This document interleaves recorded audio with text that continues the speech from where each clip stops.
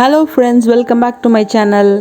இன்றைக்கி பார்க்க போகிற இந்த வீடியோ கண்டிப்பாக உங்களுக்கு ரொம்ப பிடிக்கும். ரொம்ப பிடிச்ச ஸ்வீட்டான ரெசிபி தான். ஸோ சேனலை மறக்காமல் சப்ஸ்கிரைப் பண்ணுங்கள், லைக் பண்ணுங்கள், ஷேர் பண்ணுங்கள்.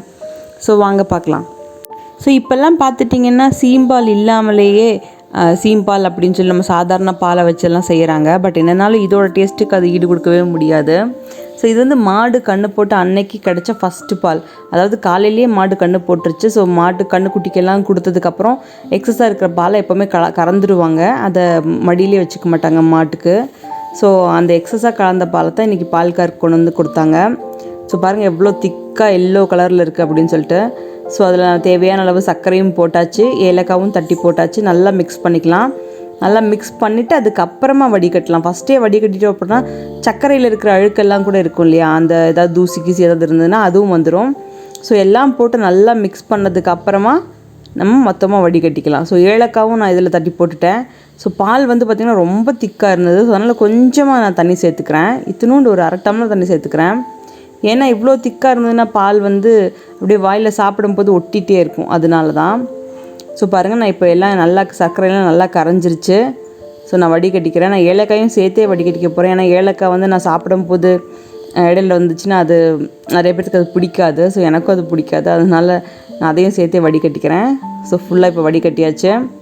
ஸோ பெருசாக தூசியெல்லாம் ஒன்றும் கிடையாது. ஸோ நான் இன்றைக்கி குக்கரில் வைக்கல, இட்லி சட்டிலே வைக்க போகிறேன். ஸோ இட்லி சட்டியில் தண்ணி வச்சு கொதிக்க வச்சதுக்கப்புறம் அதை அப்படியே ஸ்ட்ரைட்டாக அதை பற்ற உள்ள இறக்கி ஒரு மூடி போட்டு மூடி இட்லி மூடி வச்சு தான் வேக வைக்க போகிறேன். ஜஸ்ட் ஒரு 15 மினிட்ஸ் வந்தால் போதும். இது சூப்பராக ரெடி ஆகிடும், நல்லா வேகட்டும். ஸோ கேரளாவில் பார்த்துக்கிட்டிங்கன்னா இந்த மாடு கன்று போட்டால் ஒரு 10 நாளைக்கு வந்து அந்த பால் யூஸ் பண்ணவே மாட்டாங்க. என்ன பண்ணுவாங்க அப்படின்னா எக்ஸஸாக இருக்கிற பால் எல்லாத்தையும் கறந்து குளத்துல ஊற்றிடுவாங்க. ஸோ யாருக்குமே கொடுக்க மாட்டாங்க. அவங்க வந்து பாலை தேவையெல்லாம் வேஸ்ட் பண்ணிட்டா மாடுக்கு வந்து சேராது அப்படின்னு சொல்லிட்டு அந்த மாடு கன்று போட்டு அடுத்த 10 நாள் வந்து அந்த எக்ஸஸாக இருக்கிற பால் குட்டிக்கு மட்டும் கொடுத்துட்டு எக்ஸஸாக இருக்கிற பால் எல்லாத்தையும் கறந்து குளத்துல போய் ஊற்றிடுவாங்க. ஸோ அதுவும் இல்லாமல் மலையாளிஸ் அப்படி ஒன்று இதை சாப்பிடவும் மாட்டாங்க, அவங்களுக்கு அது அவ்வளோவா பிடிக்காது. ஸோ நான் இங்கே வந்து அம்மா வீட்டுக்கு வந்ததுனால தான் இது கிடைக்கும், இல்லை அங்கெல்லாம் கொடுக்க மாட்டாங்க. ஸோ பாருங்கள், இது ஒரு 15 நிமிஷம் 20 நிமிஷத்தில் சூப்பராக வெந்துருச்சு. ஸோ இவ்வளவே தாங்க சீம்பால் பண்ணுறது அவ்வளோ ஈஸி. இது வந்து பால்கோவா மாதிரி நிறைய பேர் பண்ணுவாங்க. ஸோ அதுவும் எனக்கு ரொம்ப பிடிக்கும். பட் அதை வந்து நான் ஃபஸ்ட்டு டே பாலில் வந்து பண்ண மாட்டோம். இந்த மாதிரி கேக் மாதிரி பண்ணி தான் சாப்பிடுவோம். 3வது நாள் 2வது நாள் கிடைக்கிற பால் இருக்கும் பார்த்திங்களா, அதில் வந்து இந்த பால்கோவா மாதிரி பண்ணி சாப்பிட்டா அது ஈஸியாக வந்துடும். இந்த மாதிரி கட்டி பிடிக்காது அது. ஸோ அதுவும் நான் உங்களுக்கு காமிக்கிறேன், இந்த வீடியோலேயே இருக்குது, கடைசி வரைக்கும் பாருங்கள். ஸோ இப்போ சூப்பரான பால்கோவா, டேஸ்டியான பால்கோவா சீம்பால் ரெடி ஆகிடுச்சு. பாருங்கள், அப்படியே ஜெல்லி மாதிரி ஆடுது. ஏன் அப்படின்னா நம்ம கொஞ்சமாக தண்ணி சேர்த்துருக்கோம் இல்லையா, அதனால நம்ம தண்ணி சேர்க்காமல் இருந்தோன்னா அப்படியே கட்டியாக கல் மாதிரி இருந்திருக்கும்.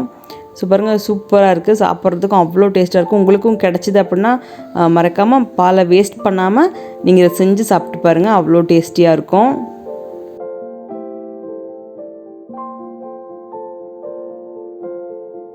ஸோ அவ்வளவுதான், நம்மளுக்கு சூப்பரான சீம்பால் ரெடி ஆகிடுச்சு.